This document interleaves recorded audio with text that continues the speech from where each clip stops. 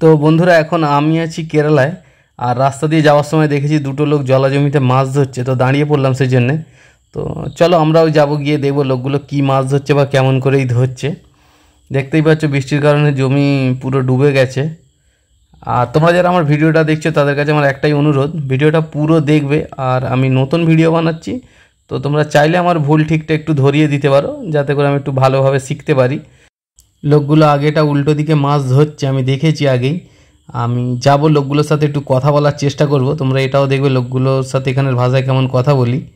আর মাছ তো দূরের কথা, লোকগুলো কেমন রেনকোট পরে আছে আগে সেটা দেখবে। এখানের ফেমাস খুব রেনকোট, ছেলে মেয়ে বুড়ো বুড়ি সবাই এই রেনকোটগুলো খুবই ব্যবহার করে। চলো লোকগুলোর সাথে কথা বলা যাক।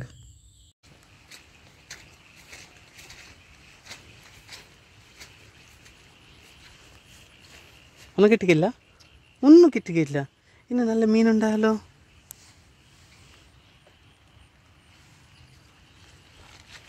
നല്ല কাইচিলালে ইഷ്ടം പോലെ ഉണ്ടാവും ইনে। এই লোকটা মাছ ধরতে জানে না, হয়তো শখে এসেছে কোনো রকম, তো পায়নি আর পাবে বলেও মনে হচ্ছে না। আগের লোকটাও খালি হাতে দাঁড়িয়ে আছে, তো এখানে দাঁড়িয়ে থেকে লাভ নেই। നിങ്ങൾ ഏതാണ് വെക്കുന്നത്? ഇത് എന്താ ചിട്ട ഏതാ കൊടുക്കുന്നുണ്ട്? തീറ്റ എന്താ കൊടുക്കുന്നുണ്ട്?